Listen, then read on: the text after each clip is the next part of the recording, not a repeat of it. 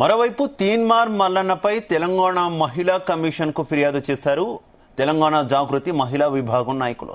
Chairperson Nerella Sharada అందుబాటులో లేకపోవడంతో మహిళా కమిషన్ సభ్యులు సుందం లక్ష్మి, రేవతిరావు, ఉమా, అప్రోజ్ సహీనాకు లేఖ అందజేశారు.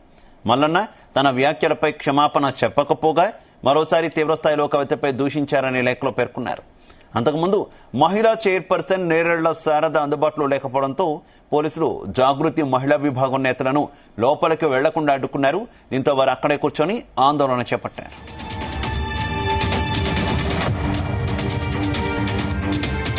ఈరోజు తెలంగాణ జాగృతి మహిళా విభాగం పక్షాన ఆ మాటల్ని ఖండిస్తూ తన ఎమ్మెల్సీని రద్దు చేయాలని చెప్పేసి, తను మాట్లాడిన మాటలకు తగు చర్యలు తీసుకోవాలని చెప్పేసి ఈరోజు మహిళా కమిషన్ ని కోరడానికి రావడం జరిగింది.